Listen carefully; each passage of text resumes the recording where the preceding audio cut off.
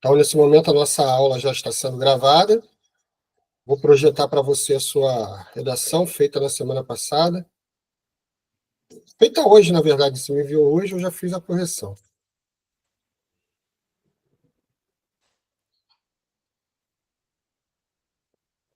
Está conseguindo visualizar? Eu vou deixar em tela cheia aqui para. Aí, agora eu tô vendo melhor. Tá. Você tirou 800 dessa vez. Deu uma melhorada, melhorou mais ainda. Mas vamos lá para ver o que você errou. Então, você começou bem, né? Fez aquela introdução histórica que a gente já tinha conversado na última aula. Então, isso é muito bom para o Enem. Isso também fez sua nota subir mais um pouco. Então, está lá, desde a antiguidade, pessoas com deficiências eram frequentemente marginalizadas, vistas como frágeis, incapazes ou inúteis para a sociedade. Isso realmente acontecia, principalmente em sociedades gregas, né? Em Esparta, quando a pessoa nascia e tinha uma deficiência, muitas vezes era até levada à morte, porque ela não servia para muita coisa ali naquela sociedade. Então, perfeito, ótima relação, e você trouxe isso para mostrar que no Brasil ainda alguns têm esse tipo de pensamento na sociedade, né? Então, diz assim, embora esse pensamento tenha sido parcialmente superado com o passar do tempo, ainda nos dias atuais, o desrespeito ainda existe. Repare que eu circulei, ó, outra repetição do ainda, tá vendo? Ainda, Aham. nos dias atuais, o desrespeito ainda. Não precisava dizer de novo, basta dizer, ainda nos dias atuais o desrespeito existe. Você já tinha falado o ainda aqui. Então, foi um probleminha de coesão, né? Uhum. Faltou uma vírgulazinha aqui. Aí, continuando. De forma disfarçada em muitas situações. No Brasil, essa situação se manifesta na falta de acessibilidade e na manutenção de preconceitos enraizados contra essa parte da população, o que compromete sua inclusão. O primeiro obstáculo para a valorização, né, das pessoas com deficiência é a falta de acessibilidade em espaços públicos. Observe que você usou uma vírgula aqui, essa vírgula você tem que prestar atenção para não usar. O que acontece? Uma regra da vírgula é que você não separa sujeito do predicado. Só que, às vezes, quando o sujeito é muito extenso, há uma tendência de quem está escrevendo colocar uma vírgula, porque tem aquela coisa que a gente aprendeu que quando se respira, usa vírgula, né? Na verdade, essa regra da respiração não existe, né? Isso aí é uma coisa que o pessoal acaba comentando, mas existem regras específicas e tem uma relação com a gramática que devem ser obedecidas. E uma delas é que a gente não separa sujeito do verbo, do predicado. Repare aqui, ó, o primeiro obstáculo para a valorização das pessoas com deficiência. Tudo isso aqui é o seu sujeito.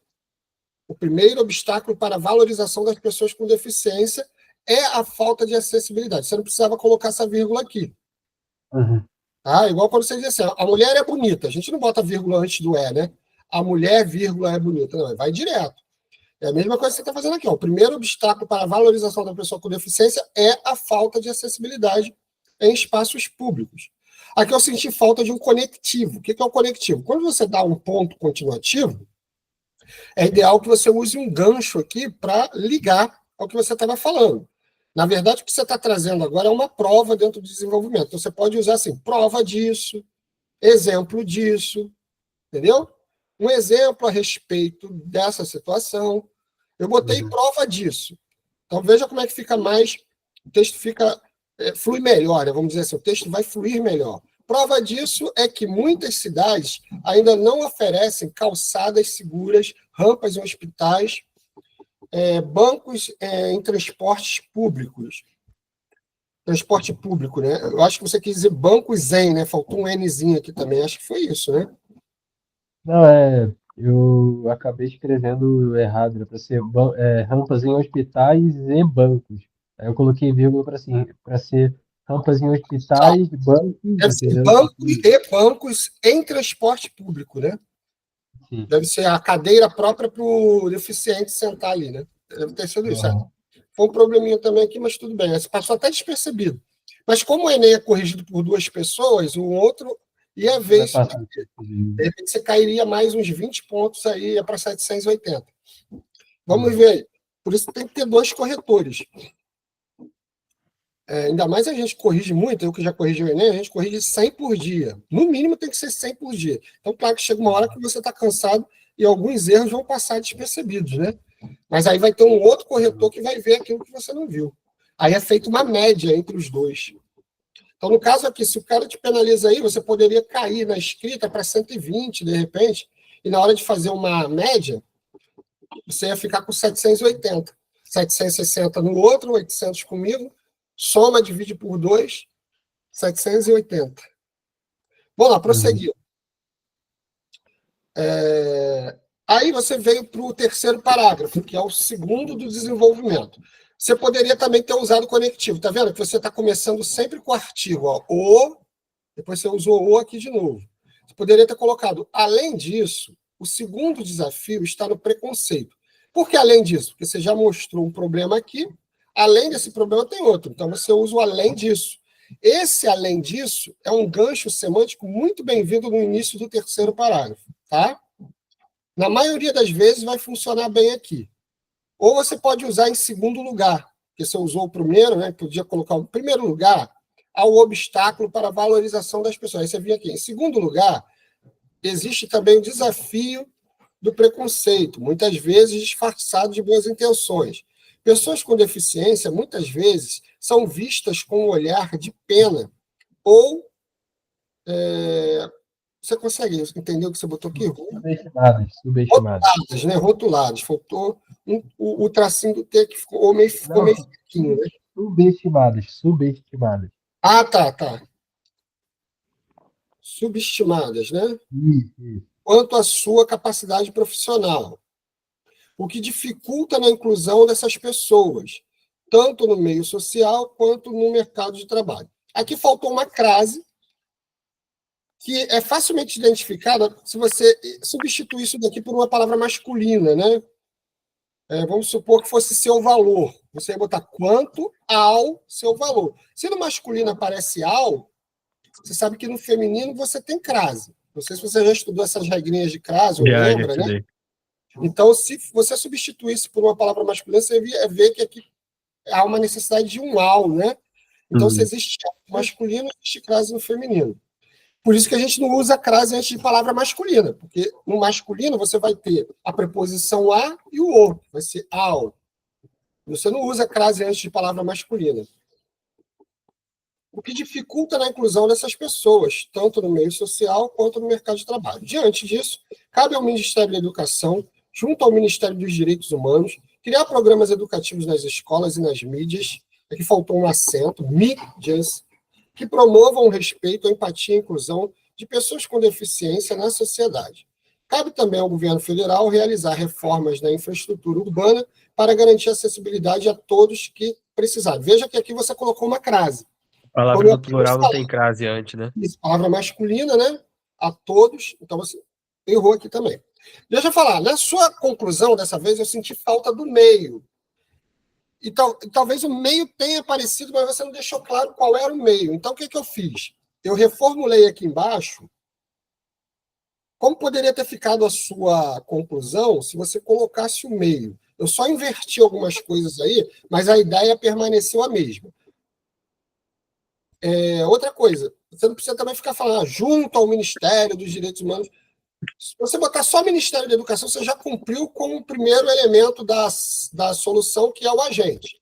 Claro que você pode, se você quiser trabalhar ainda mais, botar junto ao Ministério dos Direitos. É como se fosse dois agentes, mas isso não vai aumentar em nada a sua nota.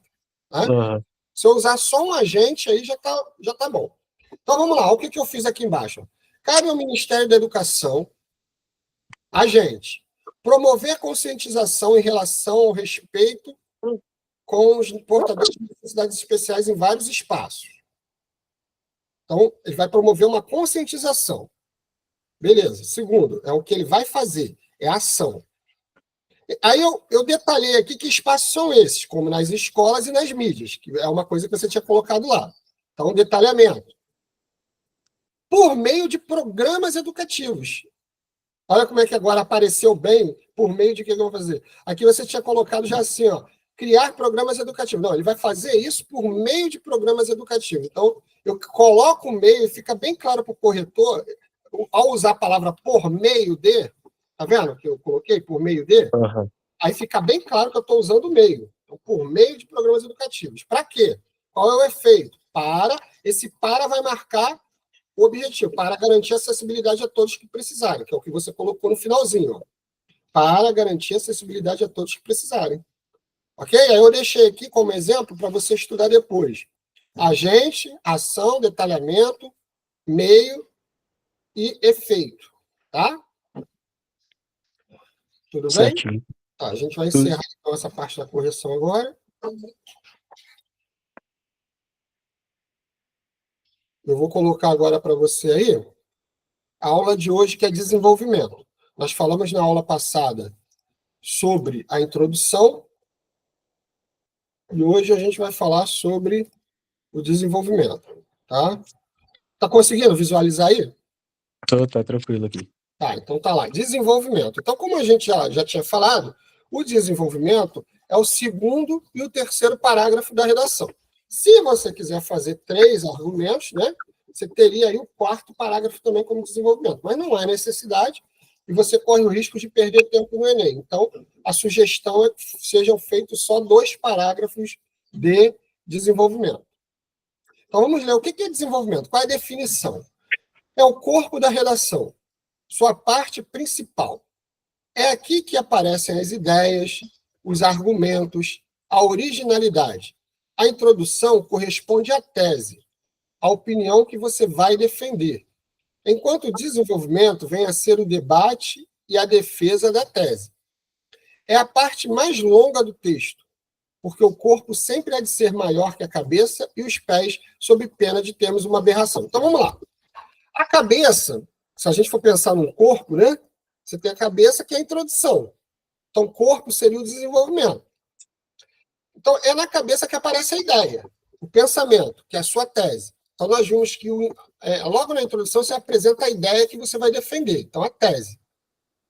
Apresentou a tese, qual é o objetivo do desenvolvimento? Argumentar e provar essa tese. Foi o que você fez na sua redação. Ok? Você está entendendo bem já. A gente só precisa acertar algumas coisinhas, como aqueles ganchos, né? Que mostra que você está usando uma prova, um exemplo. E a gente vai ver outras formas de argumentar que são bem válidas. Como diz aqui, é a parte mais longa. Por que é a mais longa? Porque tem que ter 2, no mínimo. A introdução só tem 1, a conclusão só tem 1. O desenvolvimento, pelo menos, tem que ter 2. E aí ele lembra aqui que o corpo sempre há de ser maior que a cabeça e os pés, sob pena de termos uma aberração. Se a introdução é a cabeça e a cabeça é menor que o corpo, é natural que o desenvolvimento seja maior. Apresenta cada um dos argumentos ordenadamente, analisando detidamente as ideias e exemplificando de maneira rica e suficiente o pensamento. Não adianta só dizer o que você pensa. Você tem que provar isso. Por exemplo, você está discutindo algo sobre o racismo na sociedade brasileira, e você diz que existe racismo no mercado de trabalho, é ótimo argumento aí que você está usando. Mas só dizer que existe racismo no mercado de trabalho não faz com que aquele argumento seja válido. Porque você tem que provar. É o famoso matou a cobra, tem que mostrar o pau, né? Então, você disse, agora você tem que mostrar por que você está falando aí aquilo. Por que você disse que existe racismo no mercado de trabalho? O que te levou a pensar isso? Tem alguma prova, algum exemplo que você tenha visto? Então, você vai citar esses exemplos, vai comprovar que existe. Então, por exemplo, uma forma de provar que existe racismo no mercado de trabalho foi uma pesquisa que comprovou que homens negros ganham menos do que homens brancos. Foi feita uma média salarial de todos os brancos e de todos os negros em todas as profissões. Em todas as profissões, a média do salário dos homens negros era sempre menor do que o dos homens brancos. Poxa, se isso não é uma prova de racismo no mercado de trabalho, eu não sei mais o que é, né? Então, uma pesquisa que comprova que os homens negros estão ganhando menos do que os homens brancos. Isso pode ser no alto escalão até o mais baixo escalão. É evidente que aqui a gente não está falando de serviço público, a gente não está falando de militarismo, porque lá o salário é patenteado, né? A gente está falando de empresas privadas que costumam pagar salários, né, diferentes, e quando você vai perceber, né, em uma empresa há pessoas ganhando mais, em outras empresas pessoas ganhando menos, e geralmente os que ganham menos são homens negros. E essa mesma pesquisa ainda provou mais, que mulheres brancas ganham menos do que os homens negros, e mulheres negras ganham menos do que mulheres brancas. Então, pasme, mas a pesquisa provou que o nosso maior preconceito não é nem contra o negro, né? É contra a mulher, né? Porque se o homem negro ganha mais do que a mulher branca, então o nosso preconceito maior é contra a mulher ainda no mercado de trabalho. Prosseguindo, apresenta cada um dos argumentos ordenadamente, analisando detidamente as ideias e exemplificando de maneira rica e suficiente o pensamento. Sendo assim, o desenvolvimento deve ser dividido em parágrafos. Claro, porque se cada argumento é um parágrafo, né, então aí sim nós vamos ter uma argumentação. Senão, se você, igual você disse para mim, na última redação eu fiz só um parágrafo de desenvolvimento. Você provavelmente cometeu um dos seguintes erros. Ou você só usou um argumento, ou você jogou todos os argumentos dentro de um parágrafo só. Eu joguei todos os argumentos dentro de um parágrafo só, eu lembro. Então, é o que seria um erro também. Porque Sim. o parágrafo, a gente já até conversou sobre isso, né? O parágrafo gira em torno de uma ideia principal, né? De um núcleo. Então, quando você joga tudo ali, você acaba misturando as informações e você deixa de cumprir com a função do parágrafo, que é falar, é trazer um assunto em cima de um determinado tema, ou de um determinado recorte naquele tema. Então, por exemplo, se eu quero falar de racismo no mercado de trabalho, eu não vou falar de racismo no esporte dentro do mesmo parágrafo, né? Eu vou trazer um outro parágrafo para falar de racismo no esporte. Mostrar como as pessoas são preconceituosas com os jogadores de futebol, chamam esses indivíduos de macacos, eles se sentem ofendidos, alguns chegam a chorar, né? E a FIFA pouco faz para resolver isso. Então, eu teria um outro parágrafo bem trabalhado para provar isso. Bom, prosseguindo. E o outro erro, né, seria usar apenas um argumento. Então, são duas situações que a pessoa pode errar ao fazer um parágrafo de desenvolvimento. Ou misturar tudo, ou usar só um argumento. Então, vamos entender o que é parágrafo. Quando pensamos no conceito de parágrafo, é comum imaginarmos sob o escopo puramente formal, como um emaranhado de linhas que se distinguem do todo por haver um espaçamento entre a primeira palavra e a margem esquerda da página. Isso aí todo mundo sabe. No parágrafo, você tem que dar um espaço, né? Alguns chegam, bota o dedo lá para marcar esse espaçamento. Então, tem que ter esse espaçamento. Mas essa visão é nitidamente equivocada, uma vez que a verdadeira noção de parágrafo vem do plano semântico e não estrutural. É claro que tem que ter esse espaçamento, mas não adianta nada ter esse espaçamento se você não está cumprindo com a função do parágrafo. Isso aí é só a questão, você está com a noção só da estrutura, né? Mas e a questão semântica, o sentido que aquilo ali tem que ter, às vezes a pessoa deixa passar despercebido. Tem gente, por exemplo, que tem poucas ideias para desenvolver no parágrafo, então ele faz o que a gente chama de encheção de linguiça. O que é isso? Ele fala, por exemplo, ele só sabe que racismo é ofender o outro pela cor.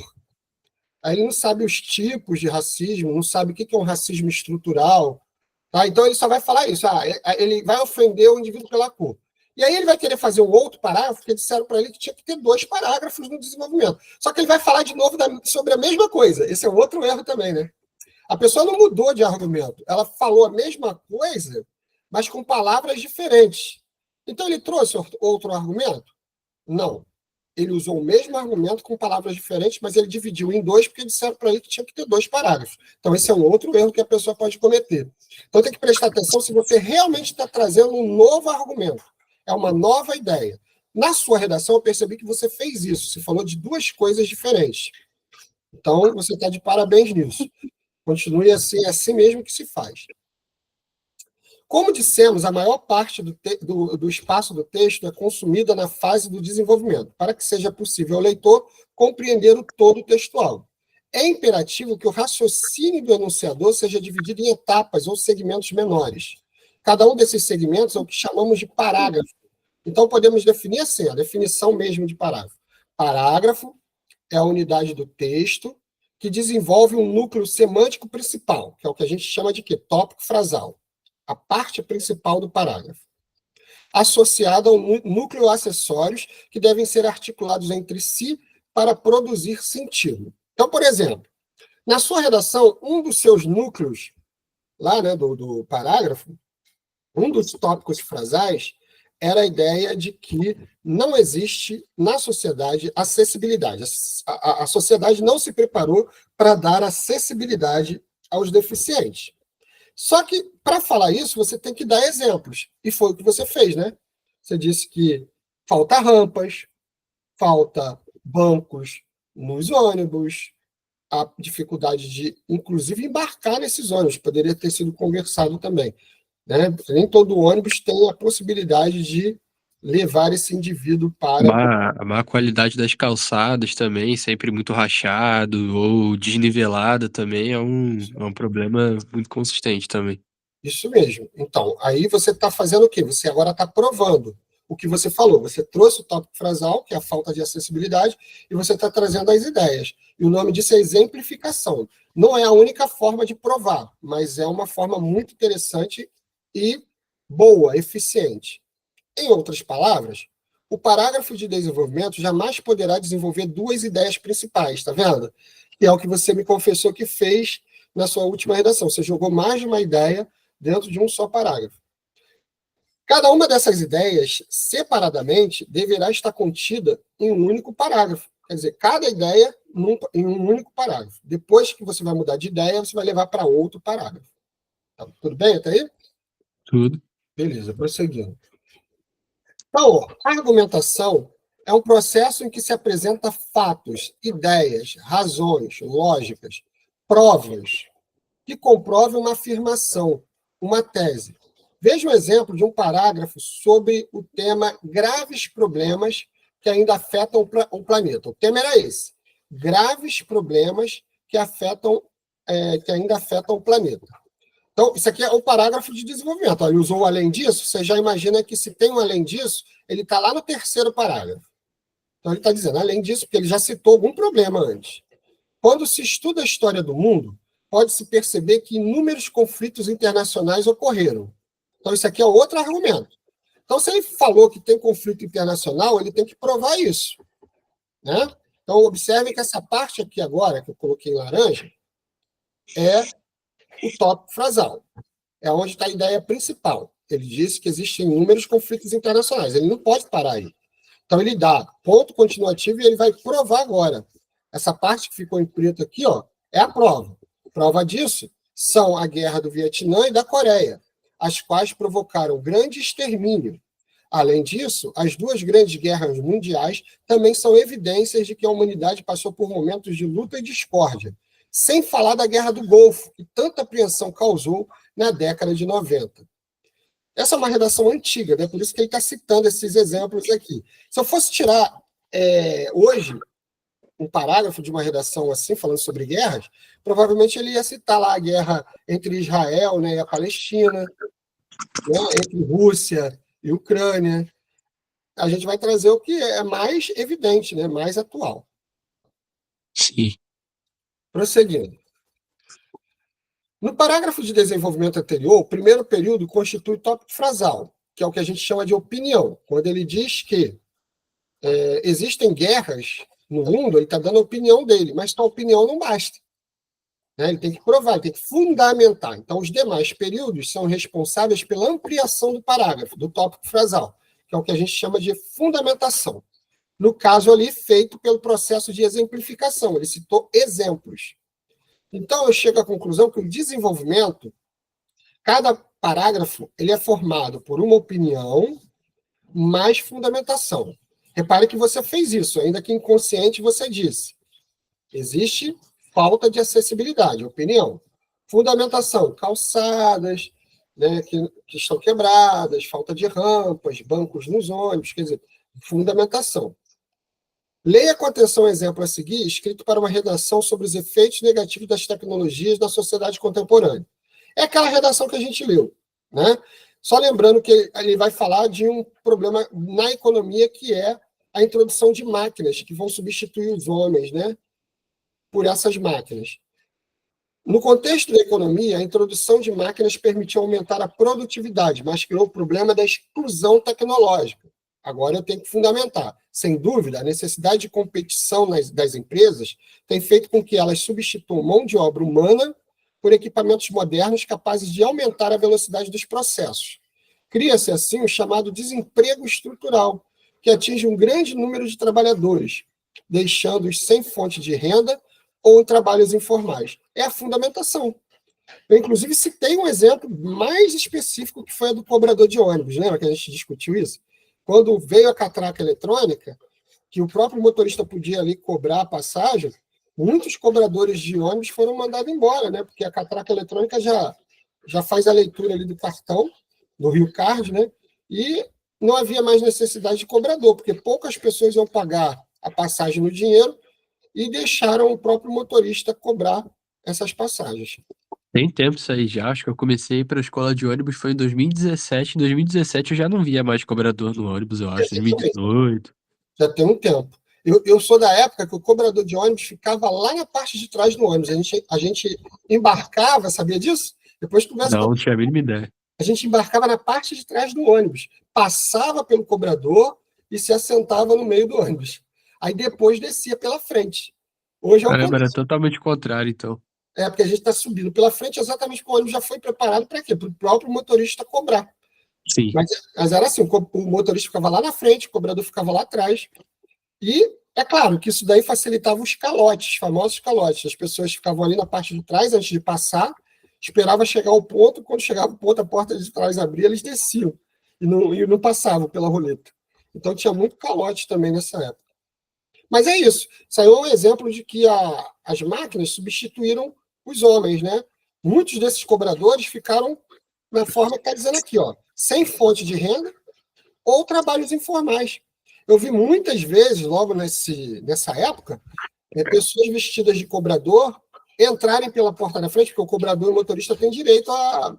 Na época, eles não tinham aquele cartãozinho ainda. Só de estar uniformizado, eles podiam entrar pela frente e não pagavam passagem. Então, como alguns tinham sido demitidos, começaram a vender bala. Aí eles iam com uniforme de cobrador, entrava pela frente, mas entrava para vender bala, que é um trabalho informal, né? Como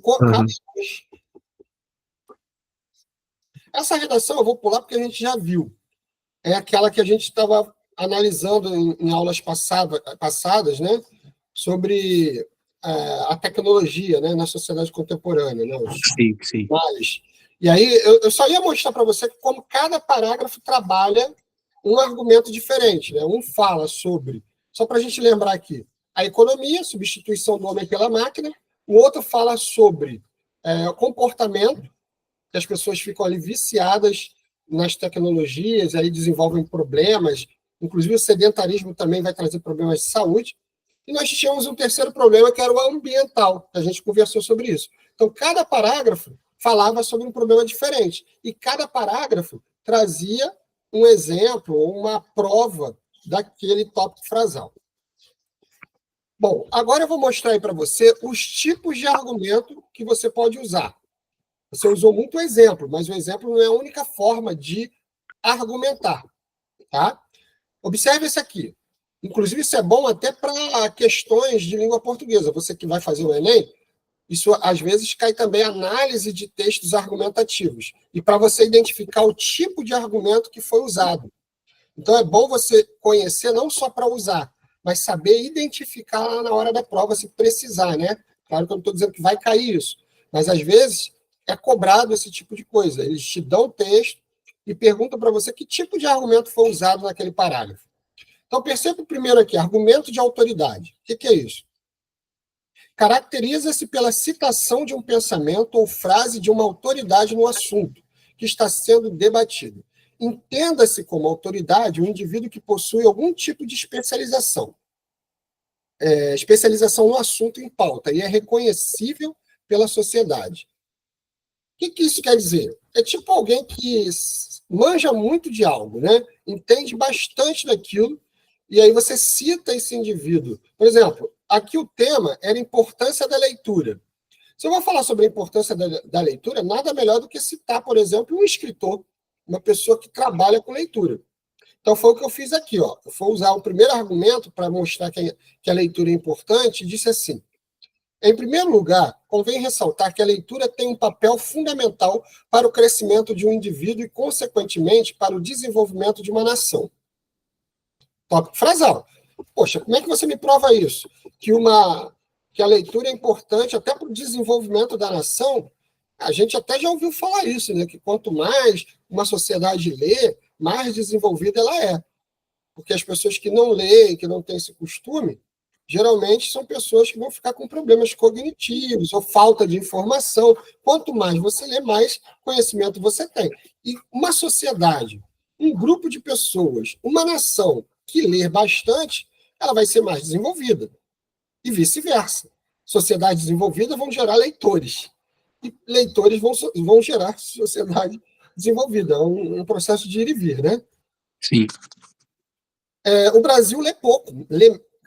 Fizeram uma pesquisa aí, mostra que aqui cada pessoa lê menos de um livro por ano. Porque a média acaba ficando assim, porque, na verdade, tem aqueles que não leem nada, né? Tem alguns que leem mais, e aqueles que não leem nada. Quando você faz uma média, dá menos de um livro por pessoa. E assim, 30% dos entrevistados, mais de 30%, disse que não lê porque acha a leitura chata, porque aquilo não é prazeroso para ele. Infelizmente, a gente tem. Não é por falta de livro, porque você pode visitar uma biblioteca comunitária, claro que falta bastante. Eu não sei, você é de Campo Grande, né? Não sei se em Campo Grande tem muitas bibliotecas. Aqui em Santa Cruz nós somos carentes de Eu bibliotecas. acho que aqui eu acho que não tem nenhuma também. A única que eu já fui, que eu sei que tem, é só lá no centro da cidade. Aqui em Campo Grande não tem, não. Centro da cidade geralmente tem. Eu ia fazer pesquisa lá, porque hoje em dia vocês têm internet, né, computador, mas no Sim. passado a gente tinha que ir à biblioteca para fazer pesquisa. Não existia essa facilidade que tem hoje. Mas, resumindo, essa falta de acessibilidade é ruim, mas nem sempre é por isso que as pessoas deixam de ler. É claro que isso já é um problema, porque livro é caro, nem todos têm condições de comprar o livro. Mas muita gente da classe média alta, disse que não lê porque acha chato. O filho do Eike Batista, o Thor Batista, disse que nunca leu um livro na vida. Quer dizer, e ele é rico, tem dinheiro para comprar livro, ele não lê porque provavelmente ele acha leitura algo entediante. Afinal, olha, agora vamos para a fundamentação. Afinal, como já dizia Monteiro Lobato, importante escritor brasileiro, o país se faz com homens e livros. Está vendo como ele prova? Mas eu posso usar a frase de alguém? Claro, ele tem uma importância, ele é autoridade no assunto, ele é escritor. Quando eu cito uma frase dele, essa frase ela vai fundamentar a ideia. Logo, se todos entenderem isso e fizerem da leitura um hábito saudável, teremos cidadãos mais críticos e uma sociedade melhor para se viver. Então, por exemplo, você vai falar de educação, se você citar um educador, né, seria algo interessante. Se você vai falar sobre violência e cita algum especialista no assunto, também é interessante. Então, sempre buscar citações, frases na internet, isso também pode te ajudar, né? Como eu já te falei em aulas passadas, existem várias frases assim que você pode pesquisar. Eu quero frases para citar na redação do Enem. E começa a estudar essas frases, que às vezes elas vão te ajudar lá. Aqui, por exemplo, ao citar Monteiro Lobato, você já também resolveria o problema da interdisciplinaridade, né? Você está levando literatura para dentro da sua redação. Você está usando conhecimento de outras áreas. E aí você resolve um problema também. Próximo argumento. Argumento de prova concreta. É extremamente eficiente se utilizado com correção, pois aparece em forma de dados estatísticos, leis. Olha, é bacana conhecer um pouquinho de leis. Eu aconselho que você leia o parágrafo 5º da Constituição. Aliás, parágrafo 5º, né? Da Constituição brasileira, que é as leis dos direitos fundamentais, as leis que falam sobre os direitos fundamentais dos cidadãos. É o 5º da Constituição. Definições do dicionário, também pode provar algo. Como é que eu provo, por exemplo, que na democracia é o povo que manda? Pela própria definição do dicionário, né? O dicionário diz que democracia é o quê? É o povo que governa, é o governo do povo. Fatos de conhecimento público, fatos históricos. Então, você citou um fato histórico lá. Também pode servir de argumento para provar o quanto as pessoas são preconceituosas. Já não é de hoje, né? É algo antigo isso. Isso vai dar força e consistência à ideia defendida, uma vez que se baseia na realidade. Vamos ver aqui um exemplo sobre pena de morte no Brasil. a pessoa vai citar o tópico frasal e o que está sublinhado aqui seria o argumento de prova concreta. A pessoa vai citar um fato histórico. Para finalizar, quando ele usa para finalizar, a gente sabe que é o último argumento, antes de chegar à conclusão. Cabe lembrar que, com a legalização da pena de morte, muitos inocentes poderiam morrer no lugar dos verdadeiros culpados. Então, esse é o argumento que ele está usando, que a pena de morte não deve ser legalizada, porque muitos inocentes poderiam morrer. Mas como ele pode ter certeza disso? Há vários indícios, né? Há notícias de que lá nos Estados Unidos inocentes já morreram, mas ele preferiu usar um fato histórico, e é muito bacana o que ele fez aqui, porque ele usa um fato histórico do Brasil. Porque, como eu já falei para você, se o tema está pedindo no Brasil, o ideal é a gente usar, isso teria mais força ainda, né? Se você usar no Brasil, você vai trazer mais força para a sua redação e vai levar a nota maior. Sim. Afinal, situação semelhante já ocorreu na época do Império, quando a pena de morte era legalizada. Olha que bacana. Ele lembra aqui que antes da nossa Constituição republicana, nós tínhamos uma Constituição do Império que permitia a pena de morte. Não sei se você sabia disso, mas a pena de morte ela existia e era por enforcamento. E quem julgava era o próprio imperador. O imperador ele tinha todos os poderes na mão, né? O judiciário, o legislativo e o executivo. E, além disso, ele tinha um quarto poder, que era o moderador. Então, ele que fazia tudo. Então, se ele tivesse que decidir, ele decidia se a pessoa ia para a cadeira elétrica, não, que na época não existia, para a pena de morte, né? Que, no caso, era... Sim. Aí um fazendeiro, não sei se você sabe disso, fazendeiro foi condenado injustamente ao enforcamento. E, algum tempo depois, descobriu-se a sua inocência.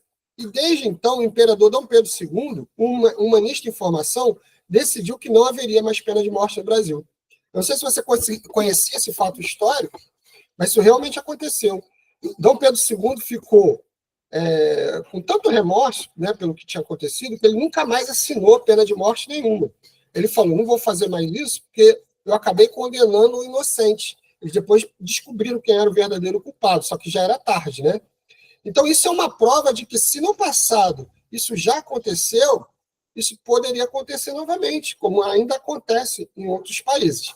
Então, ao usar o fato histórico, eu acabo comprovando que aquilo é uma realidade também. Aí, eu coloquei a prova concreta no início do parágrafo. Você também pode começar pelo exemplo, né, pela fundamentação, e só depois trazer o tópico frasal. Mas isso é comum? Não é tão comum, tá? Existe essa possibilidade, mas é bem menos comum. Mas não é errado. Ele começa com a ideia para depois dizer o que essa ideia prova. O tema era o racismo na sociedade brasileira, e é um assunto que eu já até coloquei aqui, a gente já falou um pouquinho. Há cerca de 2 semanas, uma pesquisa universitária revelou que já se sabia. Trabalhadores negros ganham, em média, muito menos que os brancos em todos os níveis salariais. Então, já trouxe a prova. E agora eu vou dizer o que isso prova. Esse dado não prova apenas a existência do racismo. Revela também que nem mesmo a ascensão profissional de um indivíduo significa a superação do preconceito. Isso significa que o discurso da democracia racial brasileira perde seu principal argumento. Afinal, se o nosso preconceito fosse apenas social, como explicar que executivos negros ganhem menos que brancos? Aí ele tenta mostrar, por exemplo, que cai por terra até aquele discurso de que não existe preconceito racial. No Brasil, o preconceito geralmente é só contra o pobre. Tem gente que fala isso. Não existe preconceito contra negro, é contra pobre. Como geralmente o negro é pobre, ele vai sofrer preconceito. Engana-se, porque até quando o negro é executivo, ele está no nível alto, ganhando um bom salário, ainda assim a pesquisa mostrou que ele tende a ganhar menos que um homem branco. Isso aí se chama racismo estrutural, né? Isso, racismo estrutural. Que aquele vai passar despercebido, que faz parte de uma estrutura já, né? De um sistema já organizado, e que às vezes passa despercebido, né? Situações do tipo, frases, isso faz parte de racismo estrutural também. Ela é negra, mas até que ela é bonita, ela tem umas feições de branca, né? A pessoa fala isso sem perceber. Isso já está na estrutura cultura, e ele acha isso normal, ele não acha que está sendo racista. Ele não percebe o racismo, porque ele elogiou, né? Ele falou que ela é bonita. Mas olha como que o racismo está embutido aí. Como se o negro ele fosse feio por natureza, né? Porque ele não está dentro de padrões. E aí, quando um negro está dentro dos padrões estabelecidos, a pessoa vai dizer assim, mas até que você é bonito para um negro. Esse tipo de fala também faz parte do racismo estrutural. Argumento organizado pelo raciocínio lógico. Aí nós temos 3 tipos: dedução, indução e dialética. Vamos perceber cada uma delas. Tá? Existem 3 processos principais de organização de argumentação: dedutivo, o indutivo e o dialético. Isso costuma cair em prova de vestibular também, para identificar a diferença. Em uma aula futura, veremos especificidades acerca de cada uma dessas possibilidades de estruturação do raciocínio. Hoje, nós vamos ver o básico, como é que isso funciona. Vamos entender o que é dedução e indução, qual é a diferença. Na dedução, o processo lógico em que se parte de uma premissa maior, de caráter geral, até se atingir uma conclusão particularizada. Isso é, você parte de uma ideia grande para tentar mostrar que aquilo acontece também com uma situação pequena. Para entender melhor, vou citar um exemplo. Nós percebemos que todos os homens morrem. Todo mundo vai morrer, correto? Isso aí não tem como fugir. A gente já percebeu, desde que a gente nasceu, a gente está vendo que as pessoas morrem. Elas podem passar de 100 anos, mas não vão chegar a 200. Pelo menos até hoje a medicina não conseguiu mostrar isso, provar isso para a gente. Sim. Na Bíblia tem um homem que viveu... Não, mas a Bíblia não serve como livro. Aliás, isso é importante falar também. A gente não pode usar religiosidade, nem livros religiosos para comprovar um argumento. Por quê? Porque ali não é prova científica. Ali é questão de fé. Matusalém viveu 900 e tantos anos. Tá, mas isso daí não é comprovado cientificamente. Isso daí está escrito lá, mas eu não tenho que comprovar, nem historicamente, nem por meio de arqueologia eu vou comprovar isso. Então não pode usar. Eu estou já alertando, porque tem gente que quer usar a Bíblia, né? Por exemplo, cai um tema como aborto. A pessoa, o aborto é algo inadmissível, porque está escrito nos 10 mandamentos, não matarás. Tem gente que faz isso. Não pode, tá? Porque a gente só pode usar aquilo que é confirmado, que é provado, que é lógico.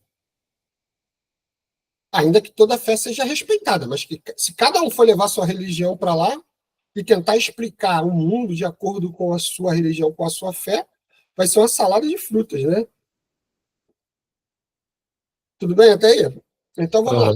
Então, todos os homens morrem. Então, o que eu vou concluir? Agora, se do geral eu percebi que todos os homens morrem, você é homem. Então, o que você deduz? Logo, você também vai morrer um dia.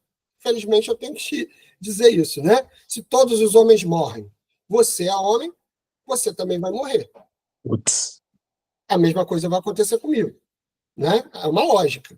Então, eu parti do geral e eu cheguei a uma conclusão, ainda que seja só para você entender, né, de forma bem boba.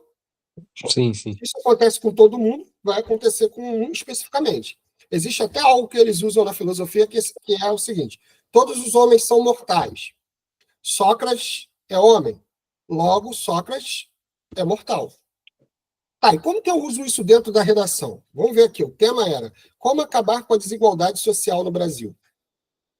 Aí a pessoa usou um dos argumentos como solução a questão da educação, que a educação é uma forma de acabar com a desigualdade, né? A partir do momento que todos forem bem educados, tiverem bons empregos, vão conseguir, pelo menos, reduzir essa desigualdade social.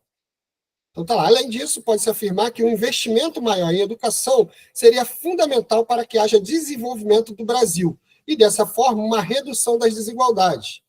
Afinal, agora ele entrou na argumentação. A educação sempre vem antes do progresso.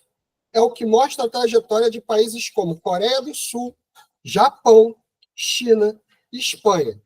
Todos os países que investiram em educação, que viviam um problema de desigualdade social. Todos eles, tá? A Coreia, no século passado, era uma desgrama igual o Brasil. Coreia do Sul. Hoje, como que é a Coreia do Sul? Bem desenvolvida. Se você for pesquisar, até filmes ela está fazendo, ganhando Oscar, né? O Brasil está quase chegando lá, mas ainda não está no mesmo nível. Tem Sim. fábricas grandiosas, tá? O Brasil, inclusive, já ganhou um Oscar aí, que mostra que nossa cultura está desenvolvendo também.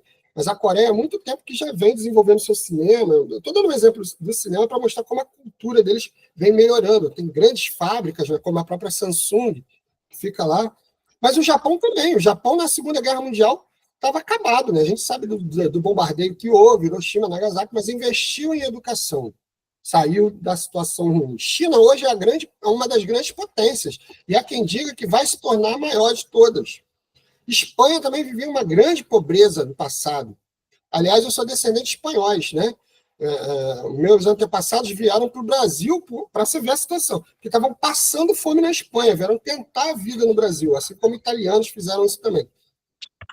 Então, se aconteceu com todos esses países que estavam vivendo uma grande crise, uma desigualdade social sem limites, se eles investiram em educação e saíram do problema, e se tornaram potências econômicas, o que é que eu deduzo? O Brasil, que também é um país, como eles, se investir em educação, também vai sair da pobreza, né? Então, o Brasil começou tarde a se preocupar com o tema, mas caso siga esses exemplos de sucesso, poderá se desenvolver e alcançar a tão aguardada igualdade social. Entendeu? Eu mostrei o geral, depois vim para o particular, que é o Brasil. Eu falei, o Brasil também pode chegar lá, porque ele também é um país.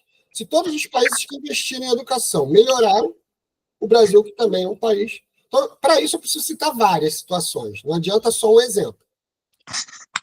Um exemplo seria indução. Ainda que eu possa citar só um exemplo, o nome disso é indução. Por quê? Ao citar um exemplo, eu quero dizer que se aconteceu com uma pessoa específica, pode acontecer também com geral. Agora, eu vou fazer um movimento contrário. Eu vou partir do individual para o geral. Deu para entender? Sim, sim. Pô, se aconteceu com ele, de repente pode acontecer com todo mundo. Vou dar um exemplo aqui. Uma vez, uma mulher, a gente teve uma epidemia de zika e chikungunya. Então, as mulheres que estavam grávidas nessa época, né, geraram crianças com microcefalia. Você já ouviu falar disso? Já. A criança fica com o crânio pequeno, nasce com problemas mentais, né? E a zika era responsável por isso, mas não existia nenhum estudo que comprovasse isso. Aí uma médica, examinando uma paciente, viu que a criança estava sendo gerada com microcefalia. Aí ela falou, vem cá, você teve catapora durante a sua gestação? Se eu não me engano, é catapora, ou sarampo, né? Causa microcefalia. Ela falou, não, você não teve nenhuma doença. Não, a única coisa que eu tive foi zika. Ela, estranho, não existia estudo ainda. Aí um dia ela conversando com uma outra médica, eu analisei uma paciente, ela estava gerando uma criança com microcefalia. Será que a microcefalia pode vir da zika também? Porque a única coisa que ela disse que teve foi zika. Aí a outra médica disse assim, aconteceu comigo também, uma paciente teve aqui, ela disse que teve zika e a criança foi gerada. Tá vendo? Ela, do específico, ela começou a ver que isso podia acontecer com todo mundo. Então começou um estudo a partir daí. Eles partiram do específico para descobrir que aquilo acontecia com todo mundo. A vacina é isso, né? Primeiro eu vou testar em alguns, né? E quando eu vejo que ela está fazendo efeito ali, né? Eu posso partir para o geral. E aí, depois de partir para o geral, eu entendo o seguinte: se você também. Agora vamos para a dedução. Todo mundo tomou a vacina e ficou imunizado. Logo, eu entendo que se você também tomar, você vai ficar imune. Isso é ciência, né? Não tem como. Mas vamos lá. O tema era violência contra criança e adolescente na sociedade contemporânea. Olha como que a pessoa fez o argumento. Ainda convém ressaltar que muitos atos de agressão contra criança e adolescentes são praticados frequentemente pela própria família. Agora ele tem que provar. Falou que a própria família faz isso, aí ele vai pegar um tema específico. Há alguns anos, por exemplo, a sociedade ficou perplexa ao saber que Alexandre Nardoni teria jogado a sua própria filha do 7º andar do prédio em que morava. Infelizmente, casos como esse têm sido recorrentes no Brasil. Então, ele pega uma situação específica para dizer que aquilo tem acontecido com frequência. Tá? Agora, ele não citou vários exemplos, ele pegou um exemplo específico. E a gente chega aí à dialética. A dialética é o seguinte: você tem tese, antítese, e você chega a uma síntese. Como é que você faz um parágrafo sobre isso? Isso aí era sobre legalização da maconha. Há pessoas que defendem a legalização da maconha, então eu teria uma tese. Então, eu começo com essa tese. para depois vir e trazer uma antítese, que seria uma ideia contrária a isso para derrubar essa tese. Vamos lá. Eu quero provar que a maconha é algo negativo para a sociedade, ela não seria boa. Mas eu vou começar com a ideia daqueles que defendem. Olha o que diz. Embora alguns defendam que a legalização da maconha poderia reduzir a violência ao enfraquecer o tráfico de drogas e retirar das mãos de criminosos o controle sobre sua comercialização, essa visão não se sustenta plenamente diante de evidências observadas em países que adotaram tal medida. Tese. Agora vem para a antítese. O que é a antítese?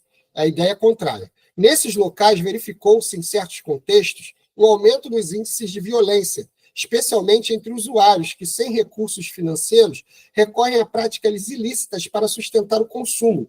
Pronto. Acabei provando que não é legal, que ela, em vez de reduzir a violência, ela pode até aumentar, porque o indivíduo que é usuário e não tem condições de arcar com vício, o que ele faz? Ele vai cometer crimes para usar a droga. Então, eu derrubo aquela tese, o nome disso é dialética. Primeiro eu entro com a tese para depois derrubar. Isso aconteceu em alguns países mesmo, tá? O próprio Uruguai se arrependeu de legalizar a maconha, porque diz que lá a criminalidade acabou aumentando, porque as pessoas, para consumir, acabam roubando, né, que é de classe baixa. Então. Acho que no Canadá também é legalizado, né? Oi?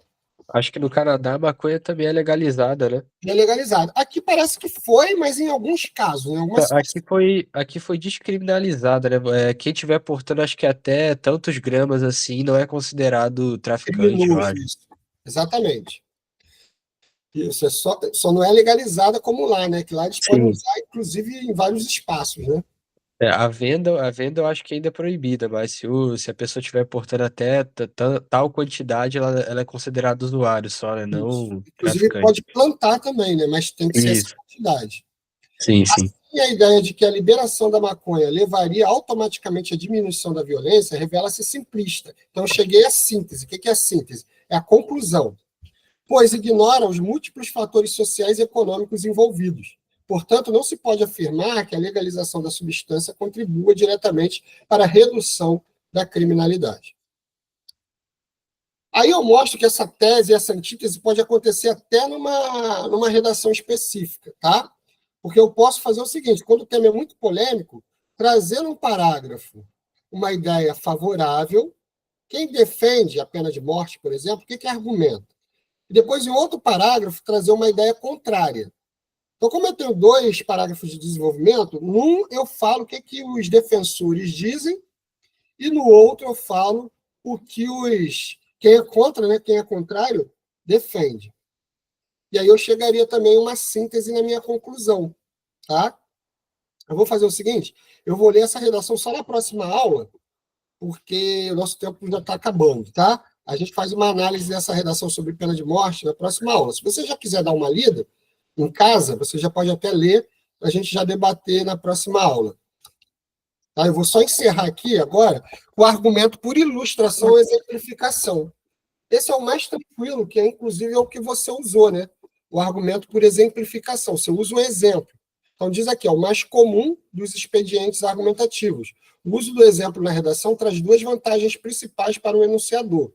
Ilustra a ideia, tornando-a clara para o leitor, e revela que o enunciador baseia-se na realidade para construir seu argumento, o que faz com que o texto fique mais convincente. Então, tem 2 utilidades usar o exemplo, né? Além de ilustrar, o cara não entendeu muito bem o que você quis dizer. Você trouxe o exemplo, ficou mais claro para ele. E o outro é que o exemplo ainda vai fundamentar, vai tirar a dúvida completa ali do leitor. E por essa dupla função que o exemplo costuma ser bem-vindo em um texto dissertativo. Contudo, o excesso de exemplos pode ser prejudicial. Isso porque muitos alunos acabam recorrendo a esse expediente sem qualquer tipo de interpretação da realidade, atendo-se apenas à exposição dos fatos. O texto perde sua força de convencimento e acaba por incorrer em um problema fundamental, torna-se um texto expositivo. Por isso, o expediente do uso de exemplos deve vir sempre acompanhado de um bom senso por parte do enunciador. Quem está dizendo aqui, se você puder dosar a exemplificação, porque, por exemplo, no primeiro parágrafo do desenvolvimento você trouxe exemplo, no segundo também. Não é que esteja errado, mas se você puder trazer, por exemplo, um argumento de autoridade, isso vai tornar seu texto ainda mais forte. E quando você só usa exemplos, seu texto fica muito expositivo, né, com muitos exemplos ali, sendo que existem outras técnicas de argumentação. Mas, lembrando, se você não lembrar de outra forma de argumentação, não tiver nenhuma frase, use o exemplo mesmo, não tem problema. Não é um erro. Vamos ver esse parágrafo aqui. Os grandes problemas que afetam o planeta Terra. Continuando com aquele tema que a gente já tinha visto lá em um parágrafo. Agora vai falar sobre a questão ambiental. Embora o planeta disponha de riquezas incalculáveis, estas mal... Não, esse daqui não é ambiental, não. O problema é da fome, perdão. É um dos problemas do planeta Terra, né? A fome. Embora o planeta disponha de riquezas incalculáveis, estas mal distribuídas, quer entre estados, quer entre indivíduos, encontramos legiões de famintos em pontos específicos da Terra. Então, ele está citando aí o tópico frasal. Ele disse que tem o quê? Famintos em pontos específicos da Terra. Agora, ele tem que provar. Nos países do terceiro mundo, sobretudo em certas regiões da África, vemos com tristeza a falência da solidariedade humana e da colaboração entre as nações. Pronto. Ele provou. Ele citou o quê? Países da África. Ele usa até a expressão terceiro mundo, que a gente não usa mais, né? A gente usa hoje países subdesenvolvidos. Porque essa redação é da década de 90, tá? Aí naquela época, é uma redação antiga. Não tinha nem Enem nessa época, isso aqui foi feito para vestibular. Vestibular, não me lembro, não sei se foi o FRJ, mas foi um tema de um vestibular. Veja que ele usou, eu estou usando como exemplo, né, a ideia de que países do terceiro mundo, países subdesenvolvidos, como regiões da própria África. De lá para cá, o problema continua, né? Se você for olhar, hoje a África ainda tem alguns países em que a fome persiste e poderia ser usado tranquilamente para provar isso nos dias atuais, ok? Vou encerrar aqui. Tá? Vou parar de gravar, vou encerrar nossa aula.